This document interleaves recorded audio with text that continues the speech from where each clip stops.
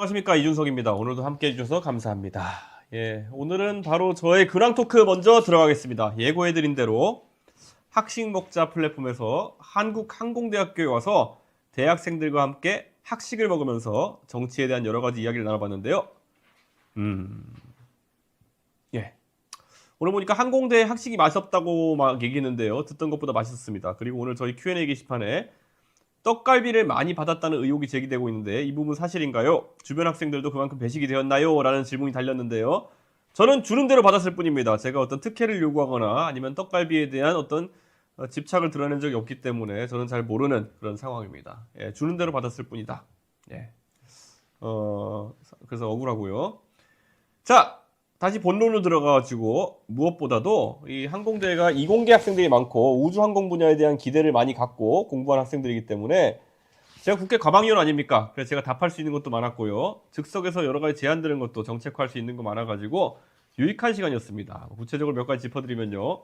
우주항공 산업에 대해 가지고 어떻게 발전시킬지에 대한 저희 계획 같은 것들을 많이 물어봤는데요.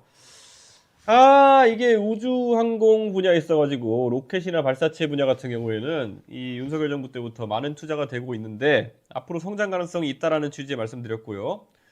그리고 어제 제가 외신기자 클럽에서도 좀 얘기했는데요. 앞으로는 항공 우주 관련해서 국제 간의 협력 같은 것이 좀 중요할 것이다 라는 이야기 있고요. 미국에도 나사와 스페이스X 이런 여러 주체가 민간과 간에서 우주 개발을 진행하는 것처럼 유럽에 또 ESA 같은 게 국가 간 연합체로서 개발이 진행되고 있고 저는 아시아 지역에서도 한국이나 일본 그리고 또 기술 발전이 뛰어난 기업가들이 연합해가지고 이런 우주 항공 개발을 할 여지가 있다 이런 생각을 합니다. 대한민국의 항공 우주 분야가 또 다른 선도 산업이 될 수 있도록 제가 적극 지원하겠다는 말씀을 드리겠습니다. 그리고 뭐 20대 학생들이 정치 관심 없다는 거는 옛날 말이죠. 정치 관련 질문도 있었는데요. 계엄 이후의 상황에 대해 가지고 학생들이 어떤 인식을 가지고 있는지 제가 물어보기도 했고, 그런데 대체적으로 학생들의 분위기라 하면 이 대한민국 혼란이 빨리 종식됐으면 좋겠다라는 생각과 더불어서 정치 교체를 바라는 마음이 많이 느껴졌습니다. 그리고 뭐 단일화 얘기도 많이 했는데요. 이거는 뭐 솔직히 제가 별로 관심이 없어가지고 건성건성 답을 했던 그런 기억이 납니다. 어쨌든 오늘 저희가 어쨌든 저희의 eatlunch.kr 학식 먹자 사이트를 오픈한 다음에 처음 방문지로 한국 항공대학교에 가서 저희가 이렇게 학식 먹자 이벤트를 진행했는데요. 자, 다음 행선지는 지금 외국어대학교와 성균관대학교를 놓고 고민하고 있는 것 같습니다. 외대 학생이나 아니면 성균관대 학생 계시면요. 지금이라도 주변을 동원해가지고 학식 먹자 플랫폼에서 신청을 해주시면은 내일 정도 시점에 더 많은 쪽으로 저희가 가지 않을까 그렇게 생각하게 됩니다. 그러니까 내일 시점 기준으로 많은 곳을 골라가지고 모레쯤에 저희가 가지 않을까 그런 생각하게 됩니다. 성균관대학교 캠퍼스 같은 경우에는요, 두 개가 있죠. 수원의 율전 캠퍼스랑 그리고 대학로의 해화동에 이제 캠퍼스가 있는데요. 사실 제가 서울과학고등학교 출신이기 때문에 해화동 로터리에서 성북동 쪽으로 넘어가는 길로 가면은 제 모교인 서울과학고등학교가 나오게 되고요. 거기서 왼쪽으로 가서 명륜동 쪽으로 가게 되면은 성균관대 캠퍼스가 있거든요. 성균관대 캠퍼스가 있는데 사실 성균관대 명륜동, 해화동 캠퍼스 같은 경우에는 어릴 때 제가 참 많이 다녔던 그런 곳이죠, 저희가. 그래서 제가 고등학교 2학년 때 조기 졸업을 했으니까 제가 나이가 그때 조졸하면 만 17살, 18살이 되는 때잖아요. 그래서 그때 제가 2002년도에 고등학교를 졸업할 때 제가 참 특이한 기억이 많거든요. 2002년도에 2002년도에 여러분 기억나는 이벤트가 뭐가 있죠? 2002년도에 한일 월드컵이 있었습니다. 근데 요즘 들어서 이런 얘기하면 좀 뭐한 게 요즘 대학생들은 한일 월드컵 이후에 태어난 세대니까 한일 월드컵 얘기하면 좀 모를 수도 있겠는데 한일 월드컵이 있어가지고 그때 제가 서울과학고등학교 학생회 부회장을 하고 있었고 그 서울과학고등학교 바로 옆에 서울과학고 2002년 한일 월드컵 할 때 저는 이제 대학로에서 그때는요 SKT가 요즘 말 많은 SKT인데 SKT가 붉은 악마 응원전을 처음 시작했던 곳이 대학로예요. 그래서 대학로에 마로니에 공원 옆에 스크린 설치하고 거기서 우리가 거리 응원이라는 걸 처음 시작했거든요.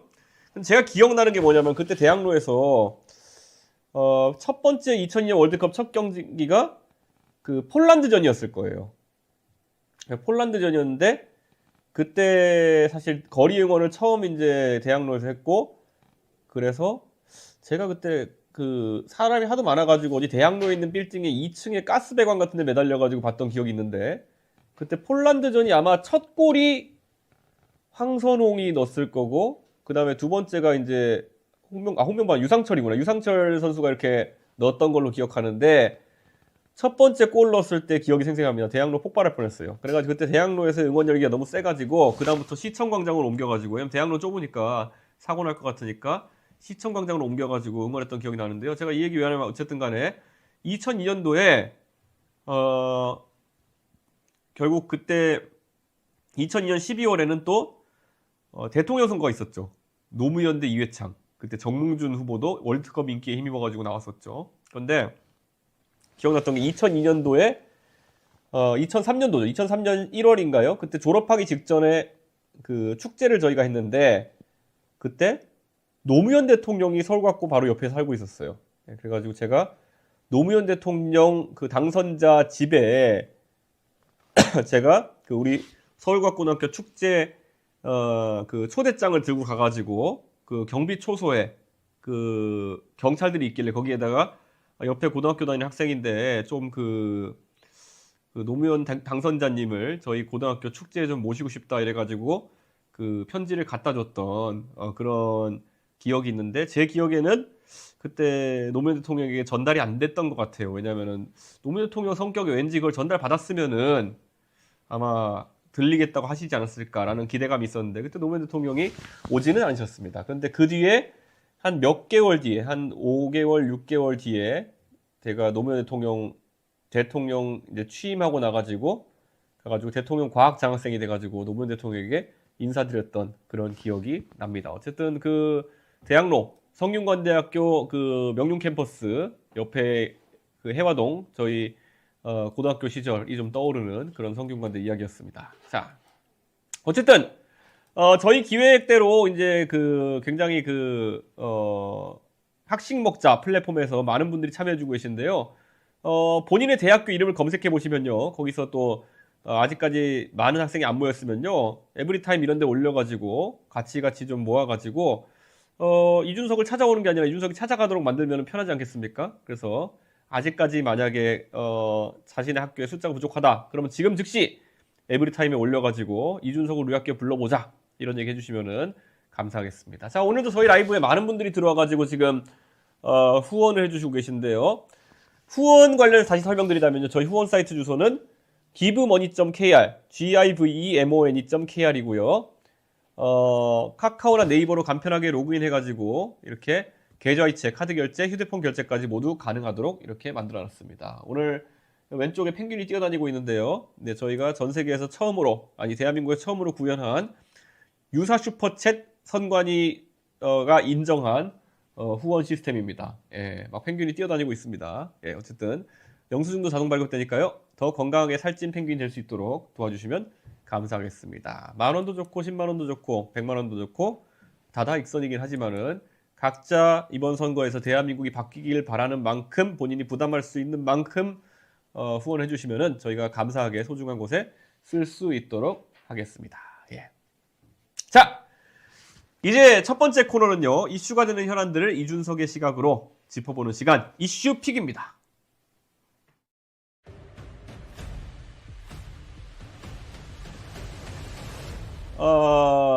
주제어를 한번 볼까요?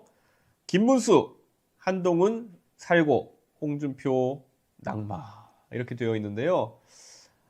오늘 국민의힘 그 대선 후보 경선 진출자 2인이 선정됐죠. 정확히는 4인 중에서 안철수 후보님, 홍준표 후보님은 떨어지셨고 김문수, 한동훈조가 결승에 진출했는데요. 저는 솔직히 홍준표 후보와 한동훈 후보가 좀 올라갈 가능성이 있다라고 봤다가, 그리고 솔직히 어제는 좀 말을 아꼈습니다. 왜냐면은 이게 굉장히 사실 저는 안철수 의원이 올라가서 꼭 과학기술에 관한 이야기를 하고, 그리고 또 좀 탄핵 찬성파로서 역할을 해주시길 바랬는데 좀 안타까운 일이 발생했다 이렇게 말씀드려야 될 것 같습니다.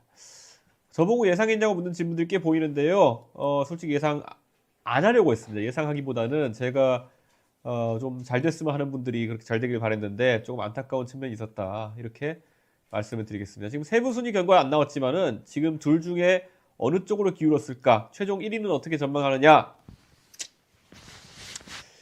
제가 오늘 솔직히 말하면 결과 그 수치를 한 두 분 정도한테 들었거든요. 실제 그 네 분의 후보 중에 누가 1등하고 누가 2등하고 이런 걸 들었거든요. 근데 두 분이 저한테 해준 말을 제가 맞는 정보라고 확신할 수는 없어요. 그런데 꽤 그 당의 사정에 정통하신 분 두 분이 똑같은 숫자를 얘기하시더라고요. 이게 두 분이 진짜 알고 얘기한 것인지 아니면 두 분이 진짜 어떤 한 개의 찌라시 같은 낚여가지고 저한테 똑같은 수치를 얘기해 주시는지 모르겠지만요.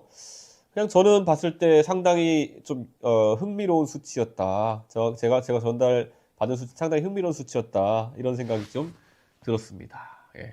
그래서 지금 예측해 보라고 그러면은 저는 예측을 하지 않겠습니다. 왜냐면 제가 들은 수치가 혹시라도 진짜면은 난리 나는 거기 때문에 저는 그냥 함구하도록 하겠습니다. 자, 어쨌든 홍준표 대표님이 정계 은퇴를 선언하셨습니다. 탈당 의사도 밝히셨는데 사실 저는 홍준표 대표 말씀을 들으면서 마음이 좀 무겁고 좀 쓰린 측면이 있었습니다. 왜냐하면 30년 가까이 정치의 최전선에서 걸어오신 우리 홍준표 대표는 저랑 우선 워낙 친소 관계가 있기도 하지만요. 항상 당당하세요. 항상 뭐 거침이 없고 그래서 그것 때문에 때로는 외롭기도 하고 그랬는데 그런 정치인으로서의 삶을 걸으면서 딱 홍준표 스타일이 있잖아요. 그러니까 우리가 홍카콜라라고 얘기하기도 하고 뒤끝이 없는 홍준표 스타일 이런 것들을 많은 분들이 좋아하기도 하고 또 기억하기도 할 텐데요. 저 항상 에너지 있고 정치에서 활력을 찾으시는 분이 이번 경선 과정에 있어서 얼마나 이 진행 과정에 상처를 받으셨으면은 또 가끔은 또 화난 모습도 보이시고 제가 봤을 때는 여러분도 느끼셨는지 모르겠지만은 국민의힘의 그런 경선 과정에서 어떤 한 사람의 좀 무례한 행동 때문에 많이 상처를 받지 않았을까 저는 뭐 그런 생각을 합니다. 사실 홍준표 대표께 제가 뭐 사실 저는 가끔 전화 걸어가지고 뭐 장난스러운 말도 많이 던지고 농담도 많이 하고 그러는데 식사하면서 농담 많이 하고 하는 편인데 이게 정말 악의나 아니면 이런 거 없이 그냥 서로 하는 농담과 그리고 토론이나 이런 거 하는 공간에서 그 악의가 약간 엿보이는 또는 과도한 경쟁 의식 같은 걸 느껴가지고 하는 그런 말들이랑은 그 산전수전 다 겪은 홍준표 대표 입장에서는 좀 다르게 느끼시지 않았을까라는 생각을 합니다. 그리고 지금 와서 그냥 얘기하는데요. 2021년 대통령 선거 경선 당시에 그때 마지막 4인이 윤석열, 홍준표, 유승민, 원희룡 이렇게 네 분이 남았었는데 솔직히 말하면은 그때 윤석열 대통령이 당선이 안 됐으면 어땠을까라는 생각을 가끔 해봅니다. 예. 제가 그때 당대표로서 윤석열 대통령이 만약에 후보가 안 되고 그럼 그 당시 2위 후보군이었던 홍준표 대표가 그때 한 6, 7% 차이 났었나요? 그런데 그 정도를 극복해가지고 만약에 홍준표 대선 후보의 이준석 대표 체제였다라고 했을 때 제가 그 선거를 이길 자신이 있었느냐? 저는 어떻게든 이기게 만들 자신이 있었을 것 같아요. 그러니까 사실 후보를 누굴 만들어도 제가 그때는 이길 자신이 있을 만큼 선거 준비를 많이 했었는데 근데 그때 사실 홍준표 대표가 당심에서 이제 조직화된 일부 집단에 밀려가지고 여론조사는 이기고 이제 당심에서 밀려가지고 결국 그때 후보가 됐으면 대통령을 했을 텐데 그리고 지금 계엄도 절대 없었을 텐데 라는 생각해 보면은 참 그 지점이 역사의 변곡점이었다 그런 생각이 좀 들긴 합니다. 그때 그때 만약에 진짜 그때 이겼으면은 그때 그렇게 해서 이겼으면은 아마 홍준표 대표 같은 사람은 절대 당내에서 그런 식으로 전당대회에서 뭐 대통령이 되고 나면 당을 장악하고자 하는 의도가 생겼을 수도 있지만은 그렇다고 무슨 뭐 생짜로 있는 당대표를 도려내고 무슨 뭐 누구를 못 나오게 하고 누구 밀고 뭐 자기 수하 같은 사람을 비대위원장으로 밀고 뭐 이런 행동은 절대 안 했을 거고 왜냐하면 홍준표 대표는 정치감 하나는 진짜 엄청나게 뛰어난 분이기 때문에 이 윤석열이라는 사람은 정치감이 떨어지기 때문에 자기 책상 다리, 자기 의자 다리를 자기가 잘라버리는 사람이잖아요. 절대 홍준표 대표는 그런 행동을 하실 분이 아니거든요. 그러니까 저는 그러니까 요즘 들어서 그냥 윤석열이라는 사람이 망쳐놓은 대한민국 보수의 지형을 볼 때마다 제가 그냥 열이 뻗쳐가지고 내가 진짜 그 박근혜 대통령 탄핵 이후에 그 완전히 절치부심하면서 만들어놓은 김종인 위원장이랑 제가 깔아놓은 그 다시 보수 중흥의 그 기에서 어쩌다가 저런 윤석열 같은 사람이 그 기득권 세력에 밀어 올라와가지고 대통령 후보가 돼가지고 당을 절단내고 진영을 절단내고 대한민국을 절단내가지고 이렇게 되는지 제가 황당할 그냥 따름입니다 진짜. 저는 윤석열 대통령 제가 웬만해서는 사람을 그렇게 뒤끝 있게 미워하고 이러지 않는데요. 저는 윤석열 대통령 미워하고 이런 것보다도요. 저 사람이 날려먹은 대한민국의 기회라고 하는 것을 우리가 회복할 수 있을까에 대해 가지고 진짜 요즘 들어가지고 자다가도 벌떡벌떡 깹니다. 진짜 뭐 저런 사람이 다 있나 싶어가지고. 예. 사실 그래서 이 홍준표 대표가 사실 말하는 거 보면은 좀 홍준표 시장님도 그냥 홍준표 대표님도 얄밉게 말하실 때도 있고 또 가끔 가다가는 또 후배한테 조언한답시고 또 상처 주는 말도 하실 때도 있고 그런데 결국 큰 틀에서 보면은 기본적으로 이 젊은 사람들과 어울리는 걸 좋아하고 예, 그냥 그런 성격의 그런 분인데 사실 저는 굉장히 좀 안타깝습니다. 그래서 오늘 사실 페이스북에 홍 대표님이 그 정계를 떠나겠다는 말씀하시기 전에 저한테도 살짝 이제 문자로 말씀을 주셨거든요. 예, 근데 정말 고생 많으셨다라는 말씀을 드리고 싶고요. 그리고 앞으로도 뭐 사적인 인연이야 저희가 계속 이어나가고 이렇게 하겠지만은 정말 이분의 감이라는 거는 제가 또 많이 뭐 느낀 바가 있기 때문에 계속 제가 흡수할 수 있는 부분 흡수해 보도록 하겠다 이런 생각이고요. 이게 뭐 정치인이 은퇴라는 게 정계 은퇴라는 게 말처럼 쉽습니까? 정계 은퇴라는 게 이게 어떤 정치인인지 간에 본인을 사랑하는 팬층이 있고 그리고 또 본인의 역할이라는 게 있고 본인의 그 쓰임이라는 게 있으면은 저는 당연히 대한민국에서 다시 정치의 공간에서 홍준표 대표를 뵐 날이 있을 거다 이렇게 생각하고 그래야 된다 이렇게 생각합니다. 그리고 무엇보다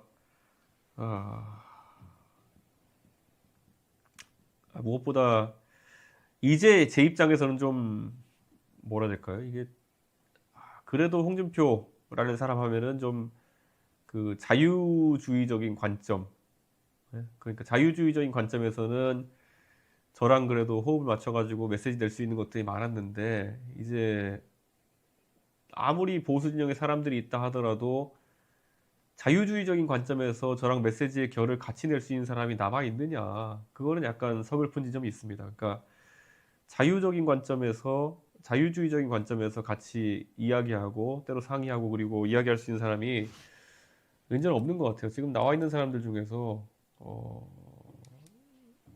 뭐 사실 민주당하고 유사품인 사람들은 좀 있어도 자유의 가치를 이렇게 드러내는 사람 저는 그렇게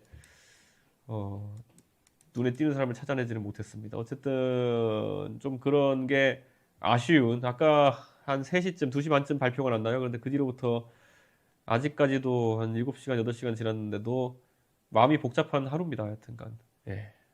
지금 저는 국민의힘에서 무슨 생각인지 모르겠어요. 그러니까 지금까지 박근혜 탄핵 이후에 여러 가지 이론가들이 선거의 전략이라는 걸 만들어 가지고 결국 전국 단위 선거에서 다른 이론, 그러니까 황교안식 모두 다 모여라, 보수라는 사람들 모두 다 모여라 해가지고 빅텐트 치는 방식은 황교안 대표 시절에 이미 실패가 증명된 거거든요.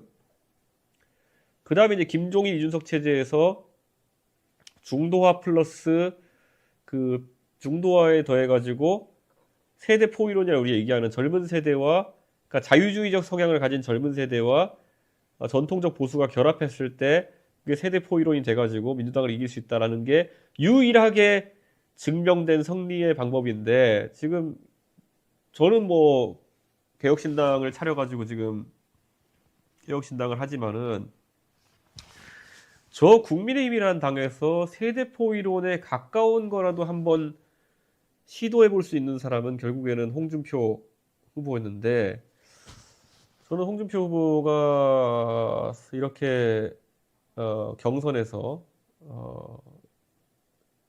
진출을 하지 못하게 되면, 사실 저는 그러니까 저 안에 있는 60대 70대 전통적인 당원들은 끝까지 세대포 이론이라는 걸 인정하고 싶지 않은 거예요. 그러니까 20대 30대가 무엇 때문에 이준석이나 홍준표에게 계속 그 지지를 보내고 또 자신들의 아젠다를 실천해 주길 바라는지에 대해 가지고 그냥 별다른 생각을 하지 않는 거죠. 근데 그걸 이해하지 못하면서 어떻게 세대포 이론을 구현해 가지고 선거를 이기겠냐. 저는 요원하다 이렇게 봅니다. 예. 저는 하여튼간 뭐 굉장히 좀 오늘은 안타깝다 그런 생각을 하게 됩니다. 예, 사실 국민의힘 경선에 대해 가지고 오늘 여론조사 하나 보자면요, 지지하지 않는 사람이 국민의힘 후보가 됐을 때 투표하지 않는다라고 답한 사람이 19.2%까지 나왔더라고요. 그러니까 내가 국민의힘 경선에서 원하는 사람이 당선되지 않으면은 19.2% 정도 되는 사람들이 투표에 참여하지 않겠다, 이번 선거 보이콧하겠다라는 얘기를 했는데, 그게 19.2라는 건요 굉장히 큰 수치입니다. 예, 그 19.2가 다 어떤 사람들이겠습니까? 결국에는 젊은 사람들의 이 표심을 대변할 만한 후보가 없는 상황 속에서 막연하게 그냥 안티 이재명 같은 것 때문에 뽑진 않겠다, 이런 걸 이야기하는 젊은 세대의 목소리가 아닐까라는 생각을 제가 하게 됩니다. 예. 자, 다음 그래프를 보면요 그게 드러나는데요, 20대에서 지지하지 않는 후보가 국민의힘 후보가 됐을 경우에 국민의힘 후보를 지지하겠다가, 그러니까 뽑힌 국민의힘 후보 지지하겠다가 48%, 그 외 정당을 지지하겠다가 24%, 민주당 후보 지지하겠다가 3.1% 이렇게 나오고 있는데요. 저는 진짜 이 세대포 이론을 사실상 오늘자로 국민의힘에서는 구현하기 어려워진 상황이 아니냐, 그런 생각을 하게 됩니다. 자, 오늘 그리고 홍준표 후보 측에 계셨던 유상범, 김대식, 백종원, 김희상 의원 같은 분들이 김문수 후보에 대한 지지선을 할 예정이다라고 하는데요. 사실 어떤 결과가 나올지 모르겠지만은 저는 이제 국민의힘의 경선에 대해서 약간 관심이 없습니다. 예, 저는 그 경선에서 저는 한편으로는 과학기술에 대해 가지고 아젠다가 좀 테이블에 많이 올라오길 바라면서 안철수 의원의 선전을 기대했고, 그리고 무엇보다도 젊은 세대가 바라는 그런 아젠다가 또 떠오르기 위해 가지고 홍준표 그 대표가 그 최종 양강에 들어가지고 결국에는 좀 후보가 되지 않을까 하는 내심 기대를 했었는데, 오늘 그 두 가지가 다 좀 한계들을 들어보인 것 같아가지고 굉장히 저는 국민의힘 경선에 대한 관심사가 떨어졌습니다. 예, 그래가지고 저는 좀 이거는 국민의힘의 경선 과정에서의 전략적인 실패가 아니냐, 그런 생각하게 됩니다. 예, 뭐 한덕수 대행이 나온다 이런 얘기도 좀 별로 관심이 없는데, 5월 1일 날 사퇴하신다고 하고요, 5월 2일 날 대선 출마 선언하시고 무소속 예비후보 등록하시고 5월 3일엔 국민의힘 대선 후보가 최종 확정되는데, 이후에 저를 포함한 빅텐트를 하겠다는 거 아니냐 이런 얘기가 나온다고 하는데요, 저는 빅텐트 관심 없습니다. 예, 그래가지고 뭐 한덕수 대행이 저랑은 뭐 친분이 있기 때문에 뭐 어른이 만나자고 하면 제가 만날 수는 있겠습니다만은 정치적 대화로 진전될 가능성은 굉장히 낮다. 이렇게 말씀을 드리겠습니다. 예. 제가 뭐 사실 과거가 아닌 미래를 위한 얘기를 할 수 있는 분들이 있다면 좋을 텐데라는 얘기를 했는데요. 그리고 어제 언론 측에 이준석 측 관계자라고 하면서 어떤 분이 제가 빅텐트 참여한다고 얘기하신 분이 있던데요. 저는 전혀 금시초문입니다. 그분이 저랑 가까운 분인지도 잘 모르겠고 저는 그런 이야기를 한 적도 없고 그런 생각을 한 적도 없습니다. 그렇기 때문에 그런 좀 누가 퍼뜨린지 모르는 그런 유언비어에는 여러분들이 좀 뭐라 해야 될까요? 흔들리지 않으셨으면 그럼 좋겠습니다. 예. 어쨌든 지금 오늘 진짜 제가 약간 방송을 이제 30분 정도 했는데 벌써부터 좀 마음이 좀 그런 게 정말 제 입장에서는 제가 라이브 방송을 이제 한 달 넘게 했는데 이런 기분은 좀 처음이네요. 제가 홀로 이제 좀 던져진 느낌 같은 기분이 들고 해가지고 어떻게 해야 되나 이런 생각 좀 하게 되는데요. 오늘 뭐 지금 한 7,800명 정도 되는 분들이 함께하고 계신데요. 구독, 좋아요, 알림 설정 부탁드리겠습니다. 이게 더 많은 분들이 함께하기 위해서는 구독, 좋아요, 알림 설정을 해주시면은 저희가 더 많은 분들에게 알고리즘을 통해서 방송이 전달될 수 있으니까요. 구독, 좋아요, 알림 설정 부탁드리겠습니다. 자, 그러면 두 번째 이슈픽 주제어를 한번 열어보겠습니다.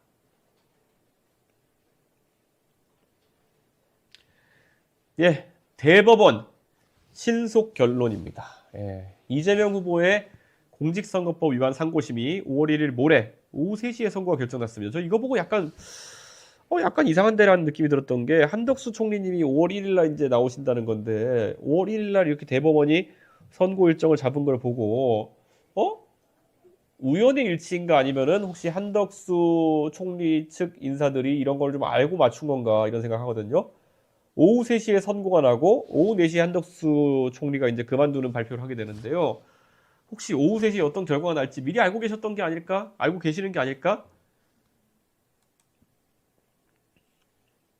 너무 시간이 비슷하니까 좀 의심하게 되네요. 그래서 이거는 좀 지켜봐야 되겠고요. 1심 법원은 징역 1년에 집행유예 2년인데요. 항소심에서는 이 후보에게 무죄를 선고한 바가 있습니다. 그래서 저는 이건 높은 확률로 무죄 선고를 하려는 것이다 이렇게 생각합니다. 유죄를 하려고 그러면 훨씬 법리적으로 치열하게 다투어야 되지 않을까. 그러니까 파기환송을 하려면 그랬어야 되는데 지금은 그냥 상고 기각을 하기 위해서 이렇게 하는 게 아니냐 이런 생각을 하게 됩니다. 파기 재판 이런 건 말이 안 되는 거고요. 파기 환송 가능성이 뭐 있긴 하지만은 파기 환송의 가능성은 좀 낮다 이런 생각을 합니다. 예. 자, 일단 국민의힘에서는 정의로운 판결을 기대한다고 하고요. 민주당도 상식과 순리에 맞는 판단을 기대한다고 하는데 어떻게 나올지 한번 지켜보도록 하겠습니다. 자, 다음은 국민 여러분께 좀 더 필요한 정책 사안들을 심도 있게 짚어보고 저희 정책 방향성을 알려드리고 준비한 정책픽입니다. 각 정책마다 여러분이 궁금하신 질문들도 댓글로 남겨주시면 자유롭게 프리토크하는 시간을 가져보도록 하겠습니다.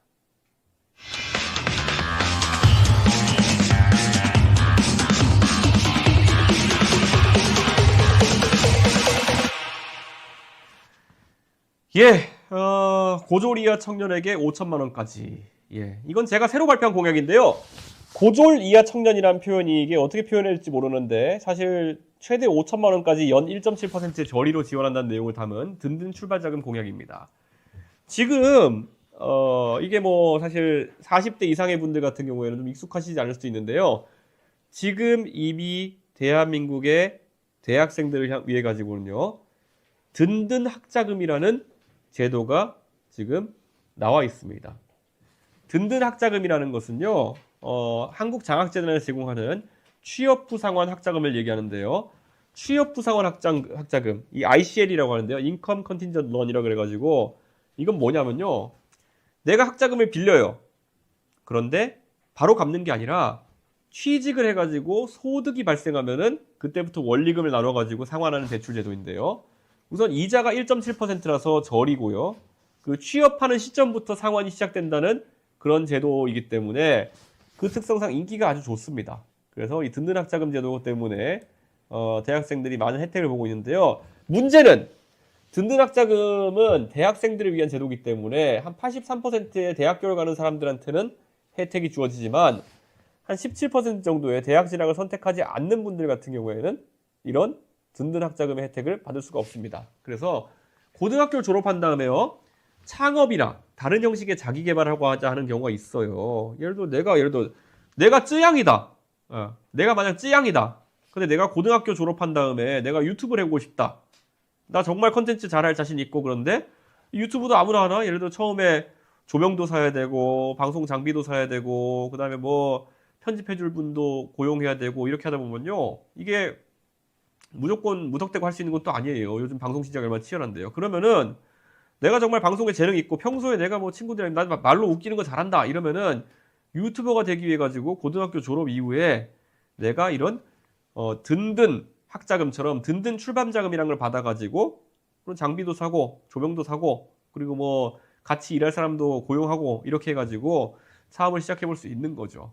그거 외에도 보면 내가 정말 나는 고등학교 졸업하고 나가지고 바로 대학을 가는 것이 아니라 예를 들어서 뭐 자기 개발을 위해 가지고 여행을 가고 싶다.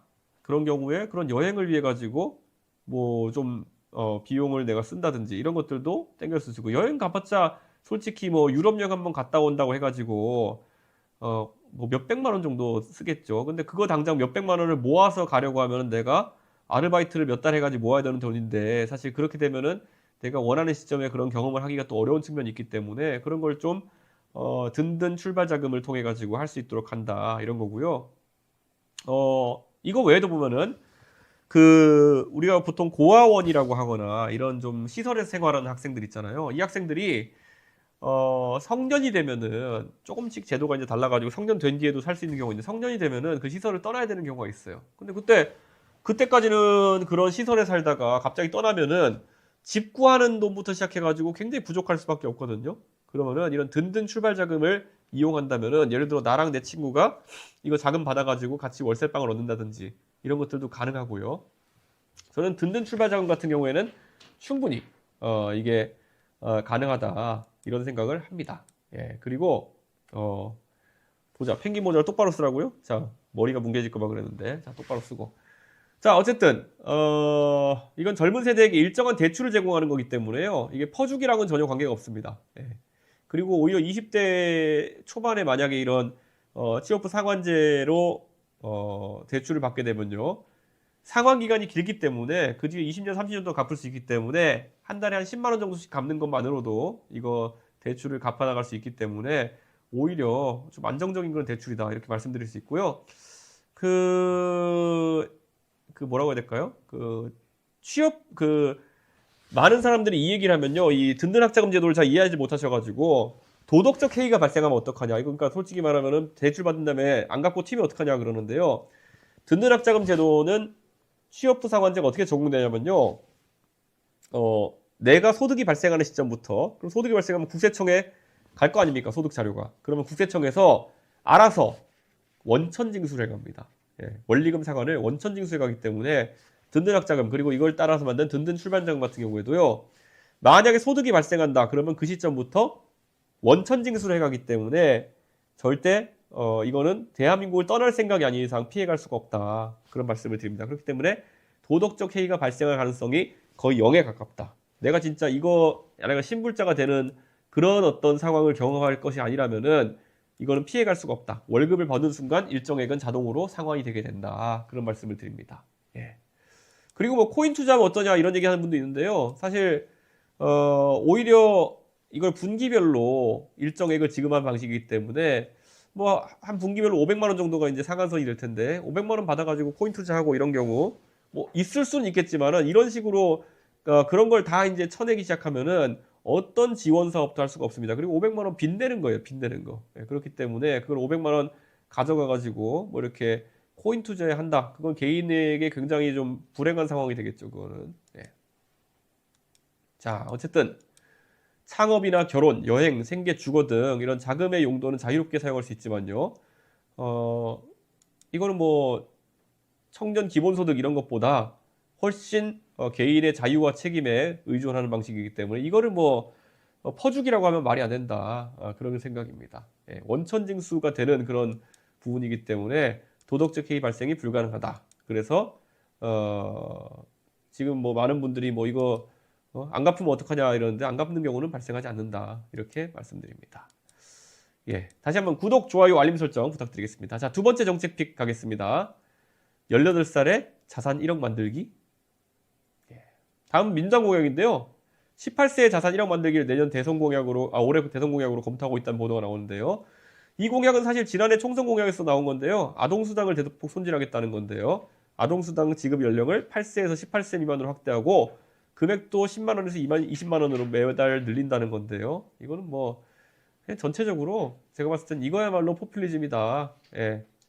이재명 후보가 뭐 AI 산업 진흥을 위해서 예산 100조 얘기하는 것도 어이가 없는 상황인데 사실 이 정책도 5년간 연평균 20조가 들어간다고 하니까요. 그냥 이재명 후보는 돈을 갖다 못 퍼줘가지고 안달인 것 같다. 그런 생각입니다. 자, 그럼 오늘 다음 코너 가보면요. 지금 후원 많은 분들이 해주고 계십니다. 아까 100만 원짜리, 50만 원짜리, 10만 원짜리 이렇게 많이 보내주고 계신데요. 정말 감사하고 소중하게 저희가 써서 대선 승리 이끌어내도록 하겠습니다. 자, 다음은 여러분이 가장 기다렸을 시간, 저 이준석과 허심탄회하게 대화를 나눌 수 있는 Q&A 시간입니다. 예. 사전에 저희 채널 커뮤니티 게시판이나 준스톡 앱을 통해서 질문 주시면 확인 후에 답해드리도록 하겠습니다. 다양한 질문 많이 해주시고요. 자, 그럼 여러분의 질문을 살펴보겠습니다. 그런데 이거 뚜껑 쓰고 있으니까 엄청나게 덥네요. 이게 펭귄 뚜껑을 쓰고 있으니까 엄청나게 땀이 차가지고 제가 펭귄 뚜껑은 벗고 이렇게 방송을 좀 하도록 하겠습니다. 예. 자, 홍준표 시장님이 떨어지면서 골수 보수 세력이 개혁신당에 많이 몰릴 텐데요. 압도적인 세움을 추구하는 개혁신당의 기성세대 공략법이 궁금합니다. 이렇게 말씀하셨는데요. 사실 개혁신당이 지금 정책 성향으로 보면요. 굉장히 자유주의적인 실제 보수에 가까운 그런 성향을 보일 것입니다. 그렇기 때문에 지금 뭐 국민의힘에 있는 가짜 보수와 같은 사람들, 그런 사람들보다는 훨씬 전통적 보수에게는 소구할 수 있는 부분이 많다. 이런 생각을 하고 있습니다.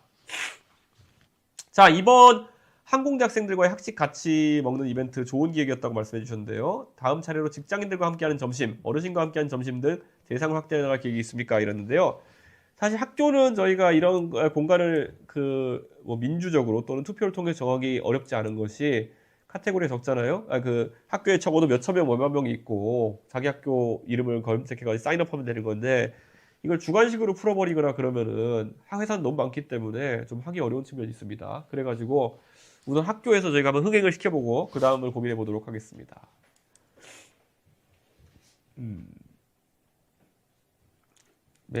학령 인구는 감소하는데 대학 정원은 그대로라 대학 수준 인플레이션이 예상되는데 후보님의 의견이 궁금합니다. 저는 이 얘기를 계속 해왔어요. 그래서 대학 정원도 구조조정을 해야 될 것이다 이런 생각을 하고 비인기 학과에 대해 가지고 조금 매정할 수도 있겠지만은 정원 조정이 들어가야 될 것이다 그런 생각하고 있습니다.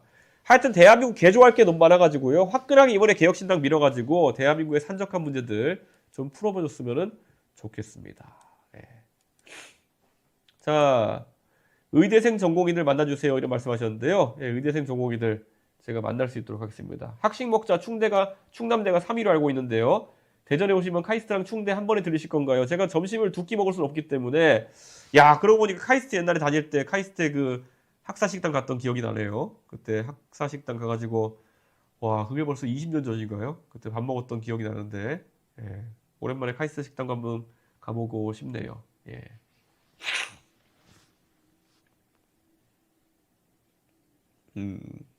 3주 전에는 삼자구도에서 14%가 나왔는데 왜 지금은 7% 나오냐고요? 그건 경선 기간이기 때문에 그거는 양당 지지층이 많이 전화받는 기간이기 때문에 그런 거고요. 저희도 내부적으로 자체 조사하고 있습니다. 7%로 떨어진 게 아니라요. 이게 면접에 재질문 들어간 경우에는 거의 비슷하게 유지되고 있습니다. 그렇기 때문에 조사 방식에 따라 조금 다를 수 있다는 거 이렇게 말씀드리겠습니다. 예. 월급쟁이 과잉과세 고리 끊을 것, 근로소득제 개편 시사. 구체적인 계획이 있나요? 그런데 구체적인 계획이 있습니다. 저희가 지금 공약을 하루에 하나씩 순차 발표하기 때문에 조금 걸리겠지만 저희가 그 부분도 충분히 말씀드릴 수 있도록 그렇게 하겠습니다. 예. 고졸자 이하 대출 공약 중퇴하는 경우에도 대학 중퇴하는 경우 당하는 거 이거는 양쪽 든든 학자금과 든든 출발자금 중에서 양쪽 중에 하나를 선택적으로 받는 거고요. 든든 학자금의 혜택을 일부 보신 부분이 있다 그러면은 그 차액만큼 또 든든 출발자금으로 보실 수 있는 겁니다. 그렇기 때문에 그거는 굉장히 걱정 안 하셔도 된다 이렇게 말씀드리고요. 대출 조건에 금융에 대한 온라인 교육 이수를 추가하는 게 어떠냐 이렇게 말씀하시는데요. 사실 할 수도 있는데요.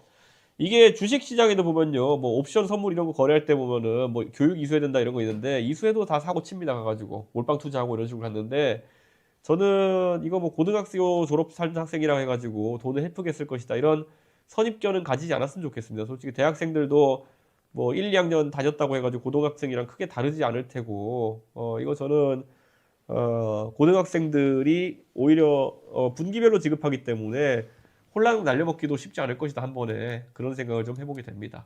예. 어쨌든 예. 제가 지금 요즘 다시 이제 감기 기운이 약간 있어가지고 코가 막혀가지고 내일 제가 관훈 토론 진행해야 되는데 오늘 방송 너무 오래 하면은 제가 코가 막혀가지고 내일 고생할 것 같아가지고요. 오늘은 지금 45분 정도 지났는데 이 정도로 방송을 마무리해볼까 합니다. 예. 구독, 좋아요, 알림 설정 아직 안 해주신 분이 있으면요. 좀 부탁드리고요. 오늘 얘기는 여기까지 하겠습니다. 늦은 밤까지 함께 해주신 분들 감사드리고요. 밤 10시엔 이준석의 밤새도록 라이브. 저는 내일 밤 10시에 다시 또 찾아뵙겠습니다. 오늘도 편안한 밤 되십시오. 감사합니다.